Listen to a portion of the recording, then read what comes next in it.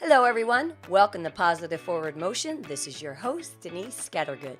Each week, I share a topic in 8 minutes or less to help empower, motivate, and inspire you to be your very best. And once a month, I include a longer bonus podcast where I get to interview someone who embodies the Positive Forward Motion message. And if you have not had the chance to listen to those yet, I suggest you do, because there's magic when we hear others share their stories of positive forward motion. Today's topic is the power of the pause.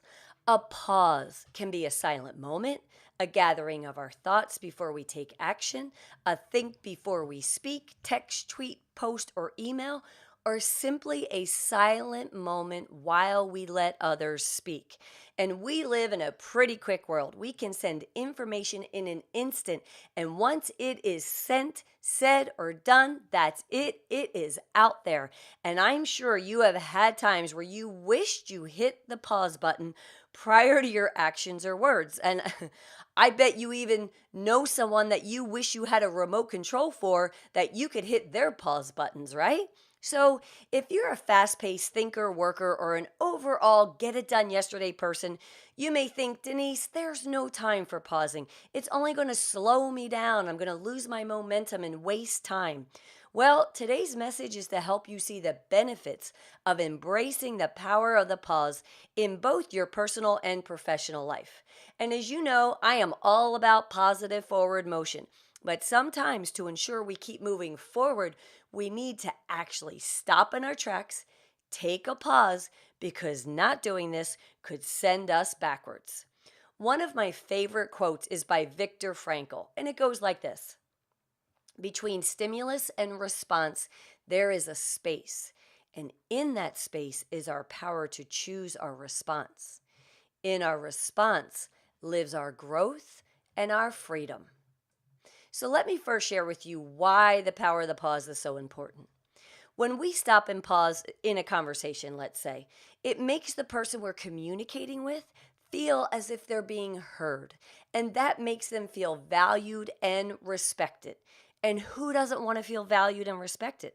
When we're asked to make a major decision and we stop and take time to collect our thoughts before we answer, it gives us time to prepare, gather facts, and explore the possible outcomes to our answer so we can make the best decision at that time. When we get a frustrating email or text, a quick response is the last thing we should do. A pause will help us to calm down, collect our thoughts so we can respond intelligently and articulately. A pause is defined as a temporary stop in action or speech. When we take time for a temporary pause, it can save us from permanent humiliation, regret, and even sorrow. So today, I'm going to give you 8 ways to add the power of the pause to your life. And here's number 1. Stop and consider what you just heard. Many times we're so busy thinking of what we're going to say next that we're really not listening to what somebody is saying to us. So, what you want to do here is take the time to hear what is said. So, repeat what you heard, then be sure to pause, then respond. Number 2, write it out before you hit reply and that send button. This is a technique that was very helpful for a student I was coaching. She had what we would call a very spirited personality, which was great, especially for the fast moving, high pressure position that she held at her job. However, when it came to responding to difficult emails, she had many regrets, and she needed a way to remind herself to take that deep breath and pause before responding. So, what we did is we worked on having her open up a Word document and free writing her fiery response. This gave her time to get out her frustrations. Then, what she would do is save that doc, go back in 30 minutes later, reread what she wrote, rewrite it more articulately and intelligently, then copy it back into the email and respond. Well, just last month, she shared with me how much this has helped her have better communications and relationships at work. Number 3, ask yourself this question: will something good come out of what I'm about to say? If your answer is no, then just don't say it. I mean, really, sometimes things are just better off not said. Pausing and asking yourself this question before you say what's on your mind can sure save you a lot of regret and drama. Number 4, don't respond when you're angry. Just like you're not supposed to go to the grocery store when you're hungry, don't respond when you're angry. Calm yourself down. Take deep breaths. Walk away. Count to 50 if you have to, because remember, once you say it, text it, tweet it, email it, put it out there on social media, whatever it is, it's out there forever.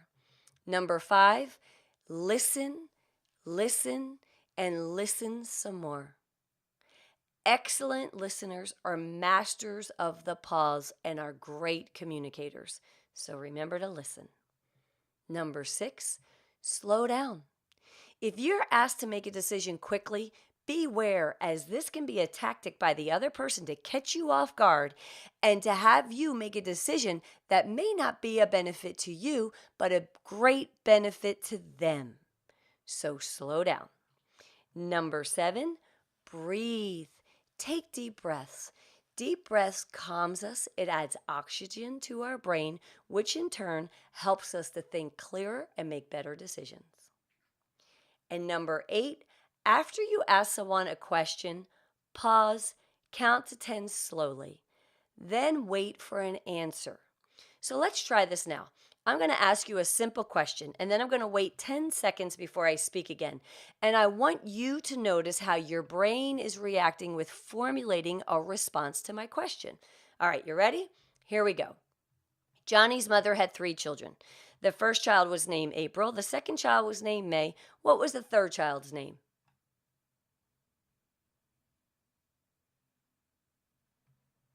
Okay. Did you notice how your brain started to think about and formulate an answer to my question? Oftentimes, we ask others a question, and when they don't respond in the first couple seconds, we get uncomfortable.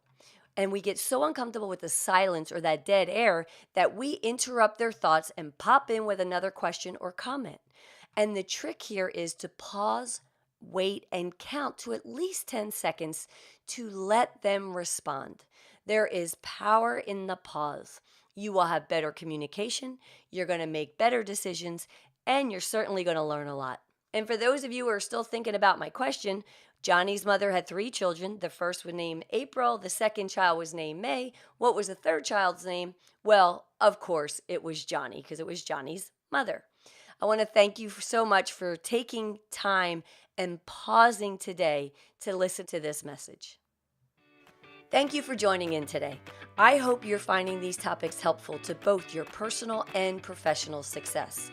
And I would like to know, do you have a topic you would like me to cover? If so, I'd love to hear from you. So shoot me an email to Denise@denisescattergood.com. And remember to keep up the positive forward motion.